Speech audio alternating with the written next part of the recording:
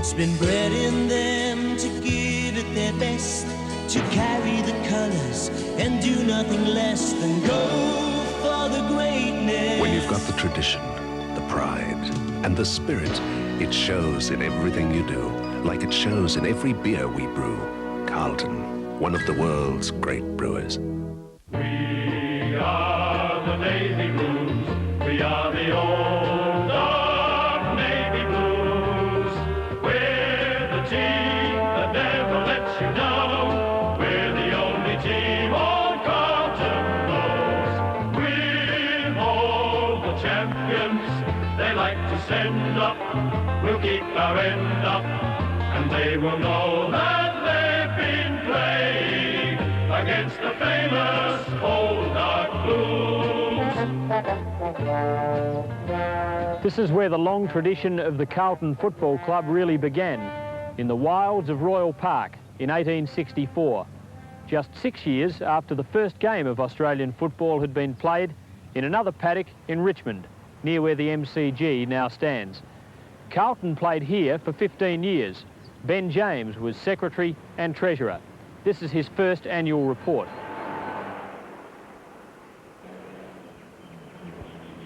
The ground here wasn't fenced, and spectators used to wander onto the field from time to time. No gate money was collected. Opposition teams used to hate playing here. It was like taking a trip into the bush. This blurry picture is all that remains of Carlton from those days. It was taken in 1868 at Royal Park. In 1877, Carlton won the first of 2 VFA flags, playing at the Madeline Street ground. It was where Newman College at Melbourne University now stands. After another year back in the wilds of Royal Park, Carlton was granted a tenuous occupancy here at Princes Park South. Temporary fencing was erected to mark the arena.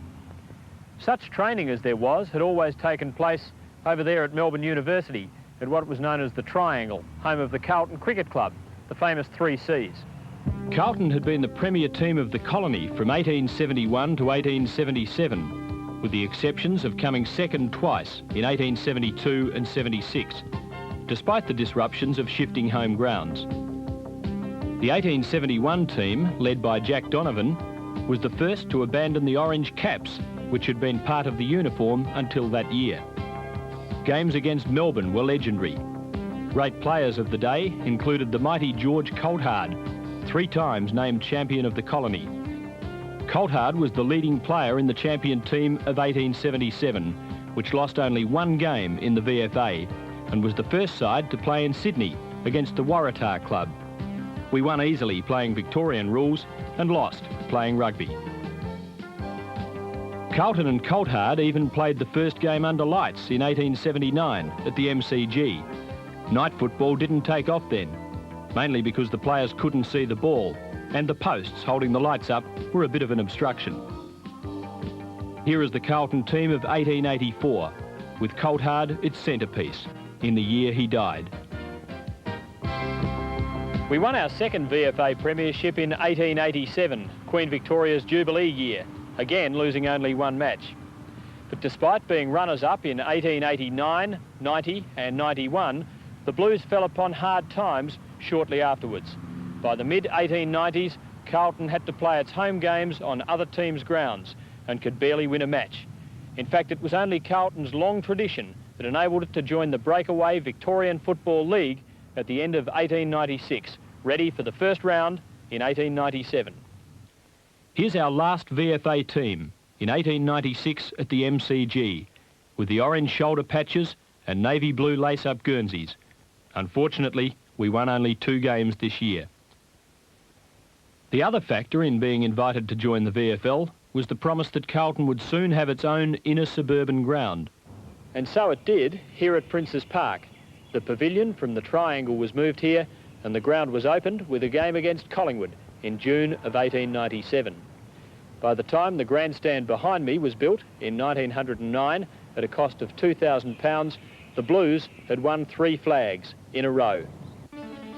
With the exception of 2 seasons, Carlton was in the finals for the next 21 years, beginning with this team in 1904, seen here losing to Fitzroy in the grand final of that year. Perhaps the biggest reason for the improvement of Carlton in the VFL was the appointment of Jack Worrell, a former Fitzroy footballer, but a former great Carlton and Australian cricketer, as football's first coach. Worrell coached 3 premiership sides in a row. In 1906, we defeated Fitzroy by the huge margin, in those days, of 49 points, 15-4 to 6-9. The team was regarded as the finest seen until then in Victorian football, with Mick Grace, George Topping, Rod McGregor, Bongo Lang and Pompey Elliott, perhaps the best of a great bunch. In 1907, we just defeated South Melbourne by 5 points, 6-14 to 6-9, with Mally Johnson supreme in the ruck. 1908 was the Jubilee year of Australian football, and Carlton celebrated by outplaying every other team in the competition, dropping only 1 game to Essendon in the mud, and it was real mud back then. We had our revenge in the grand final when Carlton defeated Essendon 5-5 to 3-8. In 1909, Jack Worrell left during an all-too-familiar internal dispute. It was also the year the famous CFC monogram was adopted as the official uniform, although, as you can see, it took a while for the old orange chamois shoulder patches to disappear. This is the earliest known film of a Carlton team in action, in the 1909 Grand Final. That Carlton made the Grand Final at all was miraculous, given the schisms of the year, but that we lost to South Melbourne by only 2 points was nothing short of tragic. The final score was Carlton 4-12, South 4-14. Carlton won 2 more flags in 1914 and 15, bringing the tally to 5 in the VFL. 1914 saw the completion of a hat-trick of Jubilee premierships. Queen Victoria's in 1887, Australian football's in 1908, and now the Carlton Football Club's 50th year in 1914. Half the grand final side were in their first year. Billy Dick, Paddy O'Brien and Alf Board played terrific games in the victory over South by a kick, 6-9 to 4-15. During the terrible war year of 1915, football continued under depressing conditions. The season was nearly abandoned. Viv Valentine, grand final captain Alf Board, Vin Gardner and Andy McDonald had great years, and Carlton had a fine win over Collingwood in a very exciting game, 11-12 to 6-9. Carlton's run of success came to an end in 1915 for some years. But it was not long afterwards that Newton Chandler began his 66-year association with the club. He came down from Pawnpunka in 1911 and played with Brunswick until he joined Carlton in 1919. 150 senior games all told. In 1921, we had the greatest team which Carlton's supposed to have had in its existence, 1921. That was the year of the great hailstorm at Melbourne when we were playing in the finals. And although we had a great chance at half-time, we were inside when the storm arrived. And after that, of course, it was very difficult, and we were beaten by at 5 points. Horry Clover was an adept at any type of kicking, having brought the drop punt into football in Melbourne in 1920, brought it from Carisbrook. Playing at centre half forward from 60 yards out, he could kick goals from place kicks, torpedo punts, or drop kicks. And in one match at St Kilda in 1922, he kicked 13 goals from centre half forward. And that year he won the goal kicking of the Victorian Football League. 60 years of football were to pass before Bruce Doull first pulled on his boots for the Carlton seniors in 1969. And in 120 years of Carlton football, many great players have graced the turf. What a team this selection would make.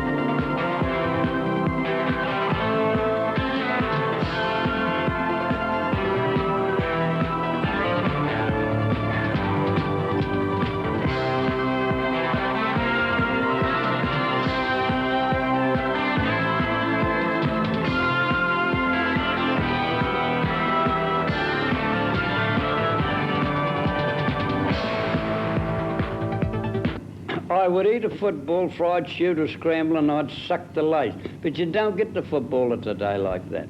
It goes towards Schimmelbusch, a difficult ball to mark. It's been tapped out nicely to Dool. Dool gets a hand pass towards the wing position now. They're all up in the air. At the back is Dill. Good play. He's get it out. He's still trying to get it out. And there's Dill coming through on the edge of the boundary line. Ball tapped away from him, taken by Cable. And Bruce Dool will take an easy mark. The Iceman, Bruce Dool, takes the mark for Carlton. The cool as you like. To Jezelenko, his old mate. He goes another hand pass to Dool. That was good. Carlton had so many free kicks in the first quarter. 40-31, a 9-point lead in Hawthorn's favour, and Bruce Dool now from the half-back line. Relieve pressure for Carlton. Can go for a run right towards the centre half-back. Second bounce, Martello pursuing. But hand pass to Austin.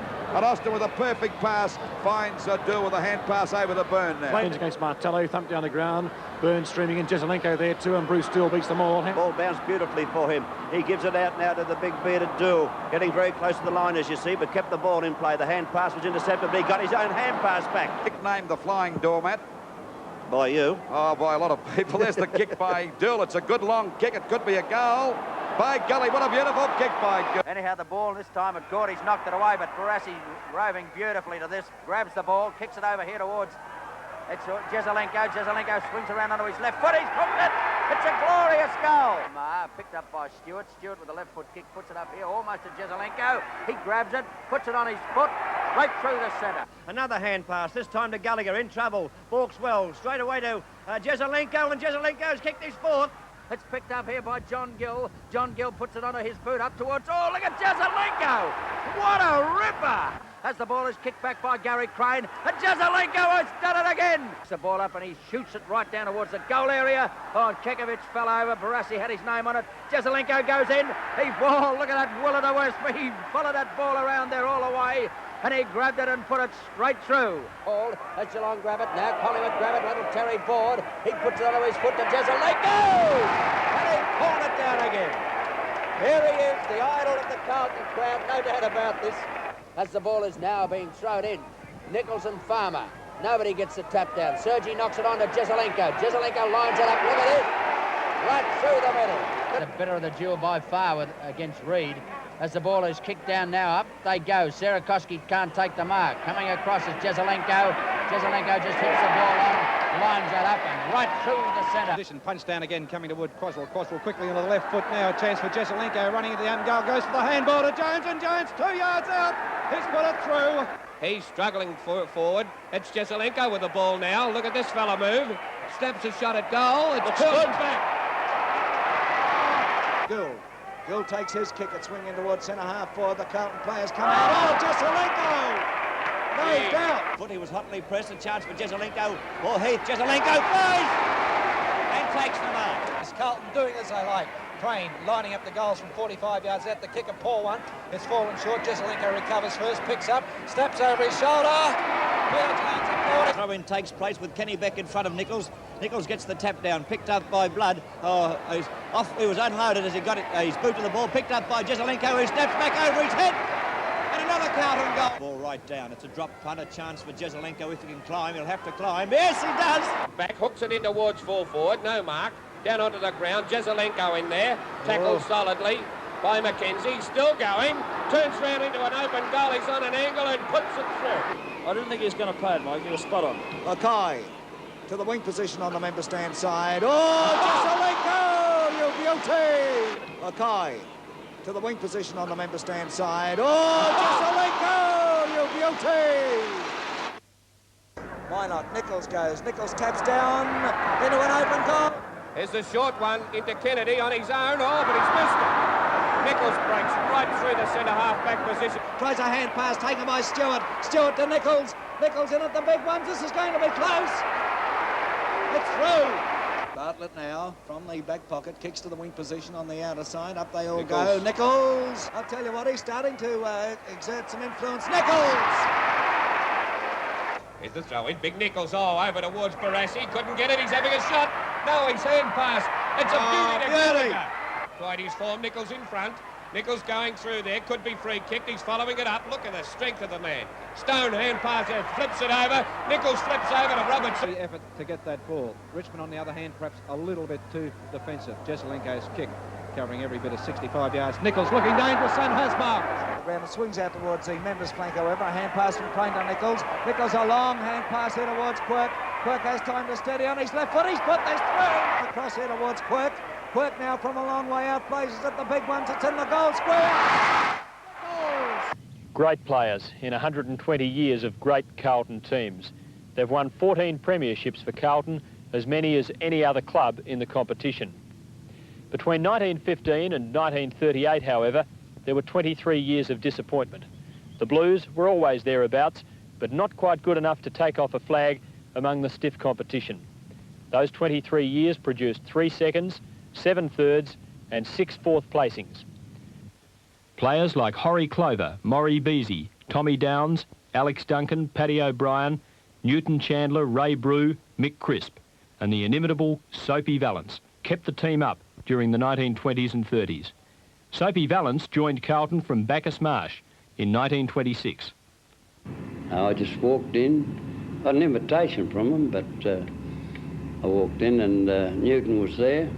The one bloke said, "Did you bring your boots?" I said, "Yes, I brought my boots." And I went out. I played centre-half forward. And I kicked 7 goals and I was ready to go out again.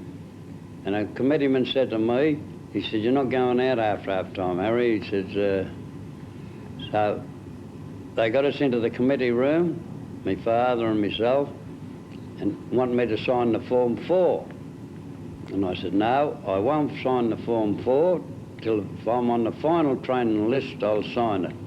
And I was on the final list and I signed it. He went on to play 204 games and kick 722 goals for Carlton. Wisely, he was not cleared to Williamstown until 1939 and played for Carlton in the stirring victory over Collingwood in 1938. Former South star Brighton Diggins had been appointed playing coach and proved an astute tactician in the grand final, with Jack Hale, Jim Park, Jack Rout, Ken Baxter, Bob Chitty, Jim Francis, Rod McLean and Mickey Crisp playing extremely well.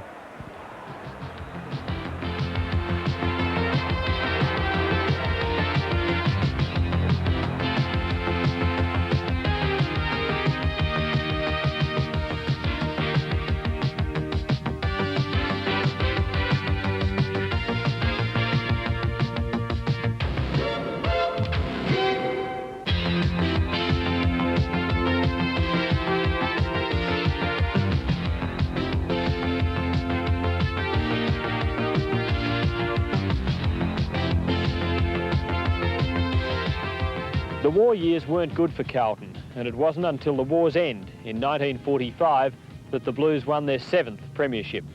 Halfway through that season, they were 9th, and they won 8 of their last 9 games to grab 4th spot. They then needed to win their next 3, and did. The grand final was the infamous bloodbath. So Carlton had won 13 of their last 14, and a flag from 4th spot, the first time that had been achieved. Princes Park was like a sardine can in 1945 when 62,986 packed in to the grand final, the MCG still being under wartime control. 9 players were reported in what was the roughest game anyone could remember. Coach Percy Bentley had, however, a team which gave as good as it got and could play football as well. Bob Chitty, Vin Brown, Ken Baxter, Arthur Sanger, Clinton Wines, Rod McLean and Bert Deacon all played fine games, as did Ken Hands, 18 at the time, mostly from memory. In 1945, it was an unusual year for Carlton. I think after the first 4 games, they were on the bottom of the list, having been defeated by Essendon by 100 points. Now, that should bring a memory back to 1985. But as that year developed, there were a lot of players that came back from overseas service, from Army service. There was Ken Baxter, Bert Deacon, Clinton Wines, who played brilliantly in the centre.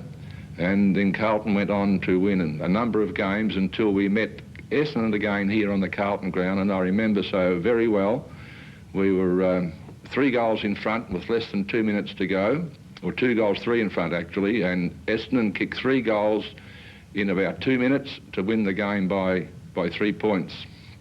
And I remember so well on the Tuesday night, in those days we only trained Tuesday and Thursday, that we walked out on the ground and Perce Bentley addressed the players before training, and he said, well, wouldn't that bugger it? And Freddie Fitzgibbon said, well, we can still make it. And it just seemed to revive all the players and give them fresh confidence. And as we know, we went on to win 13 out of 14 games to finally beat South Melbourne in the grand final.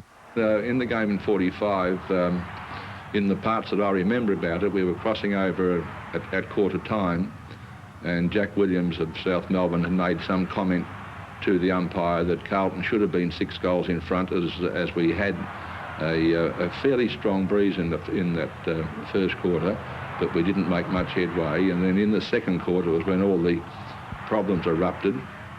I was moving around quite a lot at centre half forward and under instruction, and Herbie Matthews was going crook at Jack Williams because he wasn't minding me, and I'd moved off to the flank and taken a mark, and somebody in the Carlton side kicked a goal. It went back to the centre, and I remember quite clearly Rodden McLean got the ball, hooked it with his left foot.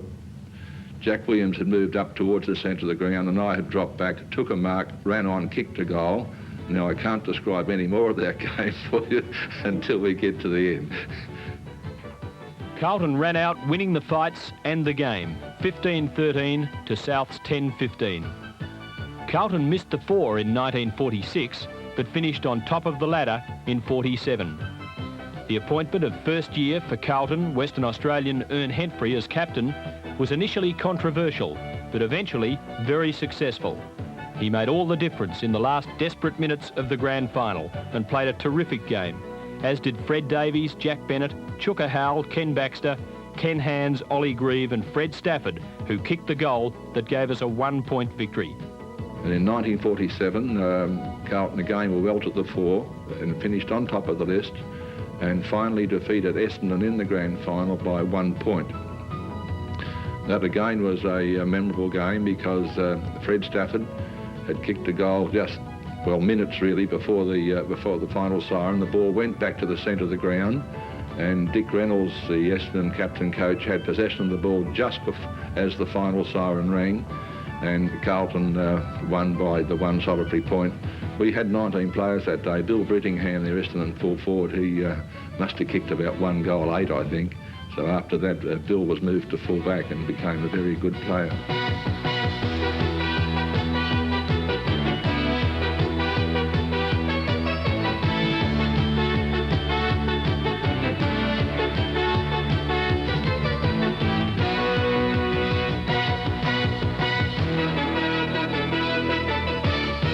The icing on the premiership cake was Bert Deacon's winning of the 1947 Brownlow Medal.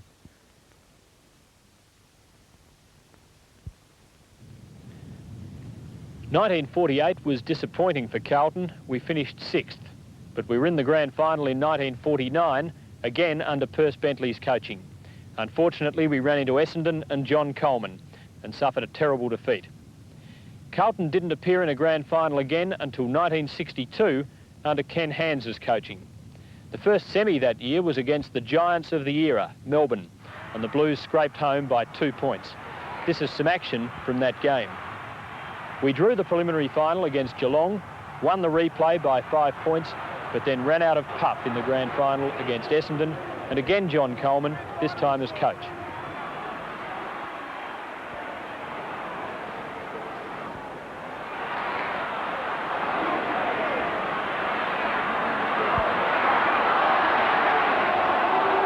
Between 1947 and 62, some great players began careers that would pay off later.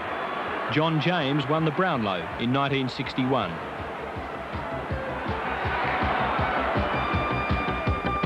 And Gordon Collis in 1964. None of this was good enough, on or off the field.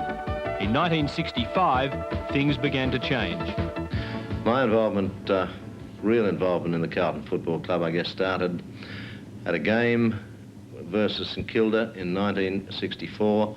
Carlton were 10th on the ladder, the lowest in the club's history, playing atrociously, And at the end of the game, I was sitting with two fellows who were later committeemen, Gordon Newton and Eddie Fakery, and the remark was made, we can't let this go any further, we must do something about it. From that grew the first real election, I guess, in football history. Harris was elected president in early December 1964, and before Christmas, Ron Barassi was coach of Carlton. Those two moves essentially created the business of modern football, a game which has brought Carlton unparalleled success. Many soon-to-be great players, Alex Jesaulenko, Wes Lofts, Percy Jones, Adrian Gallagher, Brian Quirk, Gary Crane, Sid Jackson, Robert Walls, David Mackay, Ted Hopkins, Kevin Hall, Bruce Doull, Ian Collins, Brent Croswell, John Gould, Barry Gill, Ian Robertson, all of whom helped lead the club back into the finals in 1967. And the first flag in 21 years in 1968 joined the already great, such as Turkey Tom Carroll, Serge Silvani and John Nichols in the 1960s. I think during those eras, 65, 6, 7, 8, certainly was an exciting time for me, having been with the club for 7 or 8 years and then seeing good players recruited, a different style of game being played, and some magnificent players coming into the club under the coaching of Ron Barassi. Of course, come to mind about a grand final, but two stick out in my mind. One was a kick gained by Brian Kekovich, who was a left footer, and from about 30 yards out, 25 yards out, at not too great an angle, went for a banana kick, which is not a kick popular in those days, becoming more so now, but a kick that didn't need to be used at that angle and that length in that situation. I can remember, I couldn't believe a guy would be so casual about the sort of kick he used in a grand final. Admittedly, at that stage, he was playing pretty well and we were playing pretty well, but it seemed to me to be not the sort of mental approach to take to any sort of disposal. And I couldn't have been madder with a guy in my whole life. And that's obviously so because it's stuck in my mind all of these years. It was a grand final win which was fantastic for Carlton. It was a win which we couldn't claim was great for any other reason other than it was a win, because we did struggle through the game. I thought we were clearly the better side, not with much of an edge, but a definite edge, even though Essendon could have won the match. And that second thing that comes to mind quickly about the 68 grand final was to do with Wes Lofts and their full forward, Geoffrey Blethen, who was quite a high flyer, and he took this mark, or was going to fly for the mark down in front of goals, I reckon about 20 yards out, sort of dead in front. And Wes he was quite handy with his arms and upper parts of his body in body positioning, and I think he might have given a bit of a shove, and Essendon supporters to this day, of course, screamed it should have been a free kick. Well, perhaps it may have been, but I don't think it's a sort of free kick given in a grand final anyway. It would have been slightly technical if it had been given, and he may not have kicked the goal anyway. And my conscience is completely clear on the subject, because I really did feel we were the better side on that day. It was a scruffy win, but it was a fantastic win, and come back here to the social club and meet people who had waited so long. It was a great night, naturally. It was my first ever coaching success as far as the premiership was concerned. In 1969, Carlton were runners-up to Richmond, but in 1970 hit the winning list again, in arguably the greatest grand final of all time. Collingwood were ahead by 44 points at half-time, and all but the most die-hard supporters had given up, but not the team, and not Ron Barassi. Even to this day, 15 years later, I'm asked a lot of questions about the 70 grand final. What happened at half-time, what was said at half-time, what were our thoughts at half-time. Well, it was a very interesting half-time interval, I must admit. Probably looking back, it was just terrific how it all happened. One of the things that should be remembered, for the sake of accuracy, that during the second quarter, Carlton were getting far more a share of the ball, of the action, than in the first quarter when we were just being thrashed. So, whilst the guys went in a long way down, they wouldn't have been completely down in their spirits because, as I said, we were getting a share of the ball. One of the questions I had asked of our statisticians at half-time, immediately entering the room almost, how many handballs we'd had, because we we hadn't had a running game going, and whilst the running game in those days wasn't anywhere near what it is today, it was still an important part of the Carlton thing under my coaching. And the answer came 13. So I asked the players, I can remember pointing to players as they sat on the bench in the visitors' room at the MCG, have a guess how many handballs we've had. And Kevin Hall, I think, may have said whatever. I don't even remember what figures they mentioned, but I can remember replying, a lousy, stinking, rotten 13. And we formulated a plan of getting back to some handball, using it in a special way for one special reason, because Collingwood were holding us up with their high mark, and they had Jenkins and Dunn and Thompson, maybe others, really just taking marks, and they were driving us crazy because we weren't a fantastically high marking side. So one of our things was to try and have a man drifting past forward of the man on the mark when we had a set kick, and handballing to that man, and then he would have a run, and he would then kick over the heads of those Collingwood tall players. That was one way in which we had to use handball. Well, a lot of players get a lot of credit from the 70 grand final, but I can't think of one poor player we had. I think every player rose to magnificent heights, and even one of the main heroes, so to speak, in the public's mind, Teddy Hopkins, how he came onto the field in the second half was interesting in a way. I want to have him, or Bert Thornley, our rover, off the field after half-time, but in those days with no interchange, the selectors convinced me that was a bit dangerous, a bit risky, and that was true. But as the players are milling around just to go out to start the second half off, I really had this very strong feeling, a hunch, so to speak, that we had to make this change. And I said, look, it's no good. Bert's got to come off or stay off and send on Teddy. Well, Teddy went berserk in the second half and kicked goals, and it was just fantastic. There are other magic moments in the game too. One, Kevin Hall, when he came through to intercept a pass towards McKenna. McKenna just hesitated that fraction, and Hall, who was very fast, in fact, the reason why he was chosen to play on McKenna was the fact of his pace, and he would have a hope because of that pace at the end of a long lead to be with the McKenna, because a full forward, if he says start in the race, he's always going to lead initially because he's the one that says go. Jesselenko's mark, I mean, that was just a magic mark, and of course it's been recorded for posterity, and well, it should be. His goal, long goal that bounced through, it gave us a 10-point victory. If it had been a point, I don't think it would have mattered that it was a point. We still would have won. I'll tell you why I still feel that way, because the feeling at three-quarter time was a magic feeling, one that just couldn't, it was unstoppable feeling pervading the players. And I said something at three-quarter time which required, perhaps not a question, but it wasn't a question perhaps, but I said something that provoked a response from the players, and from that response I just knew we wouldn't be beaten. Barassi had remembered a comment made about Carlton's final quarter fade-out in the 1969 grand final, that rather than berating his players for mistakes at three-quarter time, he should have encouraged them for a great third-quarter effort. Win or lose, he should have said, "I'm proud of you." Barassi had remembered the comment and saved it for an important game. Here it was, the grand final 1 year later. And it is just amazing to think that to the very day, exactly 1 year later, it'd be almost to the minute, the same set of circumstances come about, because, you know, the crowd had stood almost as one, I guess not Collingwood supporters, and cheered the team's effort in that third quarter.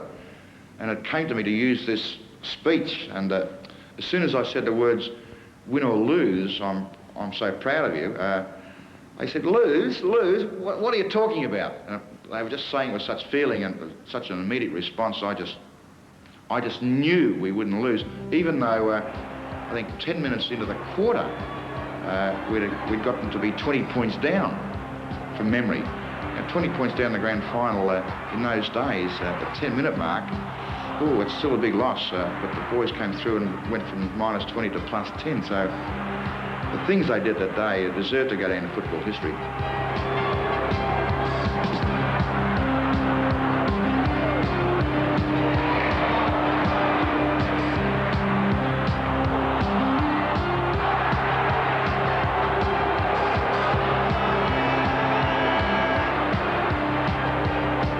So Carlton came from the depths near defeat to beat Collingwood by 10 points, 17-9 to 14-17. 1971 was a big disappointment after playing in 3 grand finals in a row. Carlton finished 5th, but 1972 more than made up for it. As an example of the new 70s style of attacking football, it was a treat. And of course, once the game started, a new playing coach, John Nichols' master plan swung into operation. The Blues could not be beaten.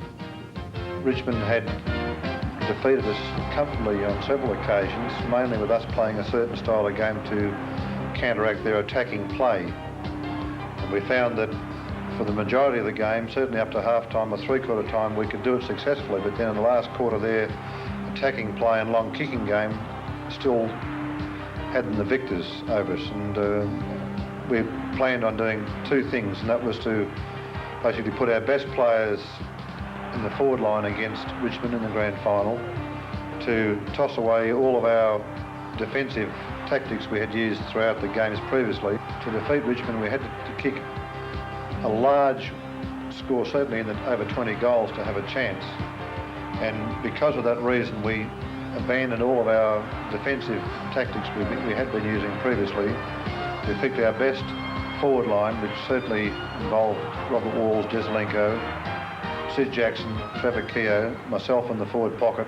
Instead of starting in the first ruck, which Peter Jones did, I started in the forward line, and as history has proved, that certainly I think Jesselenko kicked 7 goals, Walls kicked 6, I kicked 6, Jackson kicked just about as many, and we managed to kick 25, 26 goals, which was enough to win the game. But I'm sure that the tactic of picking our best side in the forward line, not so much going with the back line and just attacking all day, which was a different style of football at that stage in the 60s, that gave us the premiership in 1972.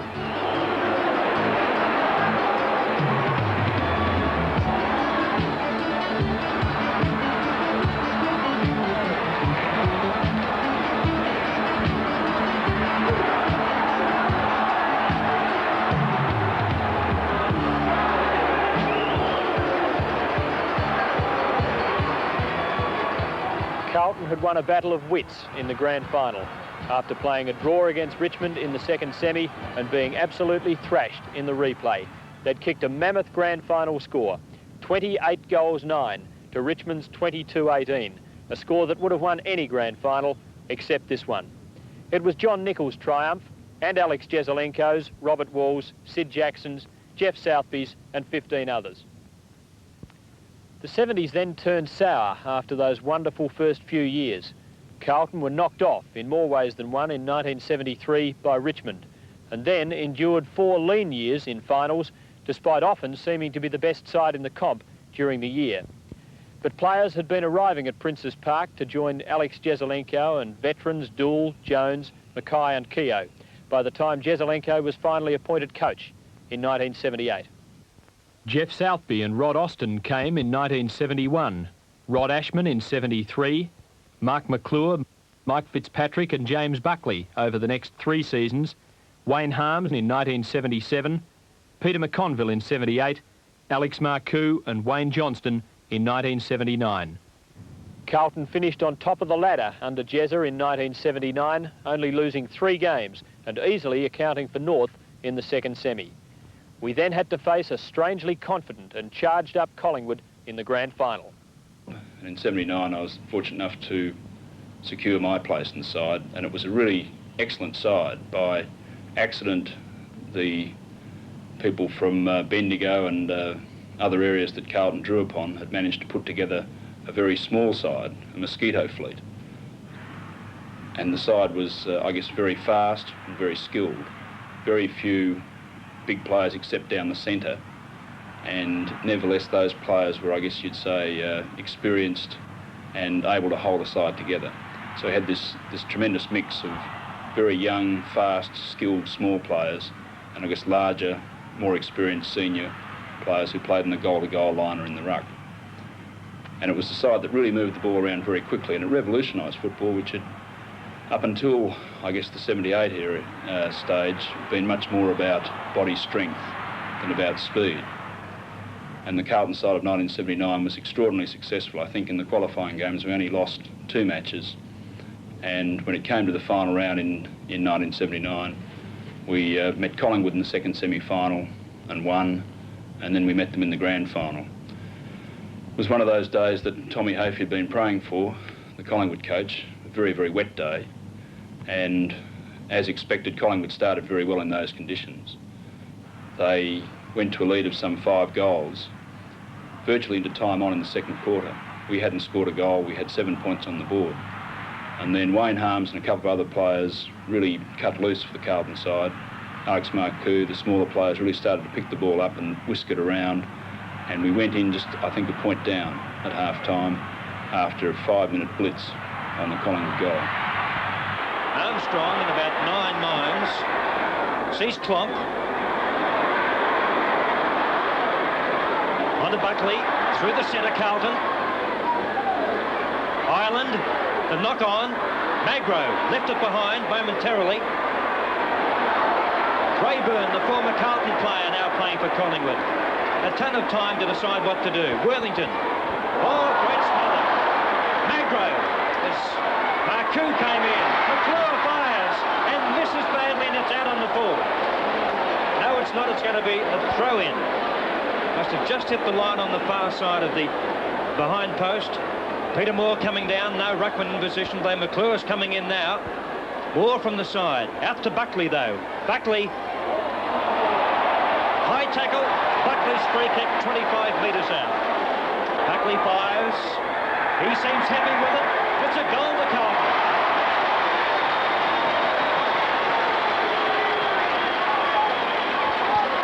After half-time, we came out and really got stuck into the Collingwood side and broke away to a lead of over 20 points. Players like Klomp and Perce Jones, Kenny Sheldon, Mark McClure really working very hard.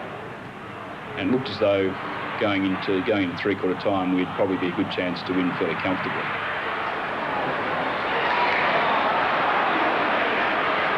But in the last quarter, the Woods came back very, very hard. Quickly on, Collingwood running hot now. Magro switched to the centre for the last quarter. In the direction of Davis, but Jezelenko over the top to spoil and punch the ball to safety out of bounds. Jez has hurt himself, he's hurt his ankle, and what a blow for Carlton. At the 15-minute mark of the last quarter, the trainer's coming from everywhere to Jezelenko. Carlton a man short for the moment. And Tommy Hafey really had a very strong side that was prepared to fight back. Got down to the last few minutes and Wayne Harms, chasing a ball on the half-forward flank for Carlton, dived full length, picked it up virtually on the boundary line with a punch, and he punched the ball right into the goal square about 30 metres away where Ken Sheldon was waiting. He picked the ball up and just put it through for 6 points, which turned out to be the goal that sealed the match.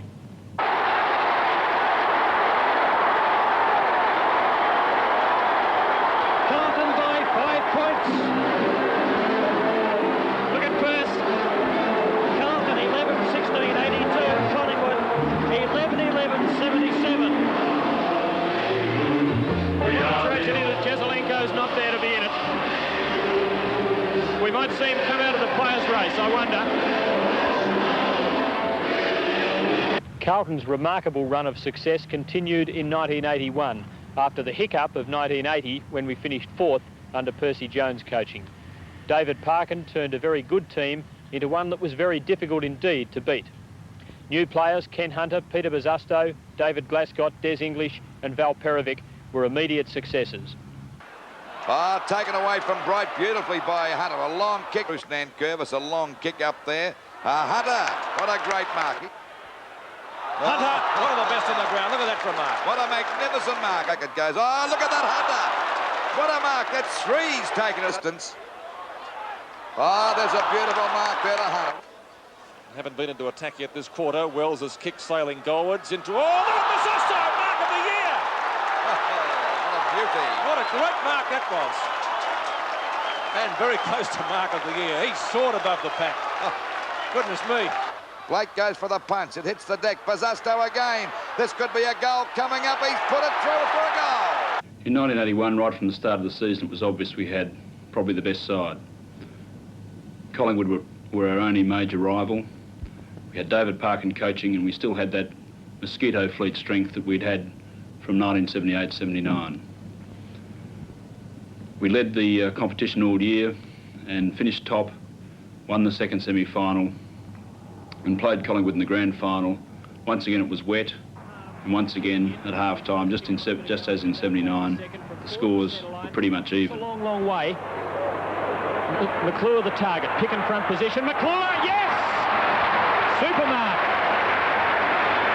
Pardon the pun. We'd started very well, but Collingwood had pegged us back a bit in the second quarter, and they came out after after half-time and threw everything at us. It looked as though, going into time on of the third quarter, we were going to be beaten. They were at about 29 points up, and we really didn't look as though we had much more to offer. Then going into time on, Alex Marcoux got a ball away from the centre. Jimmy Buckley kicked a goal. He came back to the centre. We pushed it down forward again, and Rod Ashman converted from the boundary line. From Sheldon up the ground. Sheldon's got time as well. Low pass to full forward. Johnston! Almost. And we went in to three-quarter time, still behind, but just with a chance. At that three-quarter time break, David Parkin convinced a pretty despondent Carlton side that Collingwood were in fact starting to flag. I know personally I went into that huddle thinking that we were gone, and came out looking at the last quarter as if we might be a chance to win. It was one of the best three-quarter time speeches I heard from any coach, particularly from someone like David, who was generally very pessimistic. And on that day, for the first time in the whole year that I'd known him as coach, he was actually very, very optimistic about our chances in the game. We came out in the last quarter and absolutely blitzed Collingwood and ran out very easy winners at the end of the match. It was a notable match also for Swan Mackay's last game. He kicked a goal a few minutes before the siren, his last goal in league football in a premiership side. Arms nicely. Off the kick up towards Marcoux, and Carlton now showing their wares. Short one into Mackay, good play. If only time wasting, but they're working the ball forward. Peter Moore dropping back. He's having a shot and he can kick the ball a long way. A long way. This will be the sealer if he gets it. And it is the sealer. Mackay's second goal. That's it. Carlton has won the 1981 grand final. 13 premierships in the club's history. The final score, Carlton 12-20-92 have defeated Collingwood by 20 points, 10-12-72. We struggled all year in 82, just managed to get into the top three, lost the second semi-final against Richmond, played a gruelling game against Hawthorn in the prelim, and then got to Richmond in the grand final. Once again a wet day against a side which we knew would be very, very strong, very tough, very physically aggressive. Rollings, an early free kick is going Carlton's way to Buckley, defensive side of centre. A long spearing kick by Buckley up towards Ditchburn. Off hands, a chance for Johnson. McClure, open goal, across the work. Oh, Johnson! Oh, has he kicked it? He has! A goal after 15 seconds of play in the grand final. They're into attack again. Fitzpatrick boots them forward. One out. Ditchburn versus Martello. Martello's a bit clumsy at ground level, and he's well tackled. Harms, open goal. Point. Goal! Carlton's second goal. They've kicked two in the space of 80 seconds, and the Blues have got a flying start in the wet in the 82 grand final. Oh, almost put Perovic under the hammer. Thought better of it. Kicks towards Fitzpatrick up on the centre line. He and Buckley hold it into each other's hands, and it's Fitzpatrick's ball and a 15-metre penalty. So the umpire's cracking the whip as the sun comes out and the rain stops. Long one towards McClure, who's got two to beat. On the ground, in goes Big Lee. Oh, didn't go for the ball, dipped the shoulder and gave away a free kick to Malin, who let him know all about it too. Ditchburn and McClure are lurking in the teeth of goal. Wobbly old punt, not a good one for the forwards to mark. Well played by Lee. Fitzpatrick, is it a mark? Play on. No, it is a mark. Ashman, I didn't know whether it was 10 metres. Ashman has only 15 metres out directly in front, and a chance now to really give Carlton a tremendous start. He's normally very accurate around goal. This kick's no exception. Carlton 3 straight. Richmond yet to score, and the Blues are flying. Ashman kicks his 44th goal for the season. We started extraordinarily well. We kicked 4 goals in the first 4 or 5 minutes, and from there it was an excellent match. Struggled all day. In the end, they got within a goal of us in the last quarter. And I think the one that sealed it was Mark McClure. Fought very, very hard, punched the ball away from Emmett Dunn. The ball just rolled to Alex Marcoux, who then swooped on it and kicked a goal from about 40 metres out near the boundary. That was the end of the game. Ever there was a vital kick that will not be forgotten. It was a terrific match for us because a lot of people were saying that we could beat a Collingwood, but we couldn't beat a side like Richmond in a grand final mood. And that was the one that I think for all those that had played in those premiership years that capped it off. It was only the second time in over 20 years that a team had won consecutive flags. The score, Carlton 14-19, 103, Richmond 12-13, 85. By the standard of Carlton's mighty tradition, the last 3 years have been very disappointing. But one thing's for certain, the disappointment won't last for long. The new tradition is growing already. Over the last 3 years, we've been in the 5, and we haven't been very successful in winning another flag. I think we're heading into a new era for the Carlton Football Club. 1985 brought about the identification of a number of future champions. These include Stephen Silvani, who was courageous in defence, Tom Alvin, who was turning into a champion footballer at a very early age, Paul Meldrum, who came of age, Peter Rode, Peter Dean, and of course probably the greatest success story of the year was the development of Justin Madden. Very unlucky not to win the Brownlow medal, but an outstanding performance, and there are men round here saying that he will be another John Nichols. We've selected, the committee has, a new coach. We think Robbie Walls, who was a champion footballer in many of those premiership teams, will come back to Carlton and give us a new lease of life. Add to that 4 champions coming from interstate, in John Dorotich from Western Australia, Stephen Kernahan, you might remember, kicked 10 goals against Bruce Dool in an interstate match, Peter Motley and Craig Bradley. I believe we're starting on the beginning of a new era to keep Carlton the most fantastic and the greatest club in the VFL.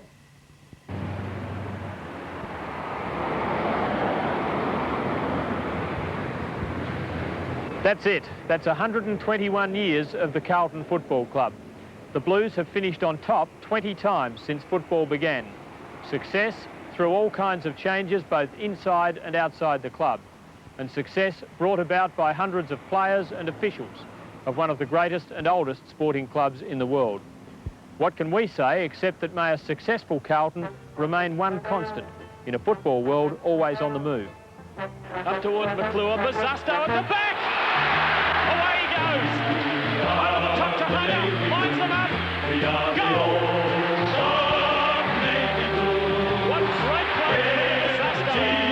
Hunter made him kick the goal! We're the only team on Carlton Road. Winning all the champions they like to send up. And she loves Rookie Carenda. And she loves, and they will know that they've been playing against the famous Coles. Mazzasto! That ball wasn't played. I thought it might have been a mark. Ashman, go! Oh, this could be trouble. Poor mobility here from Ashman. Across to McClure. Tons of time to score. Across towards Mazzasto. Go! Mazzasto kicks it over the roof. There's never any half measures about the amazing Mr. Mazzasto. That Ken Hunt was the man when that final siren went from that. We are the Navy Blues. We are the old dark Navy Blues. We're the team that never lets you down. We're the only team old Carlton knows. With all like to send up, we'll keep our end up, and they will know that they've been playing against the famous old dark blues.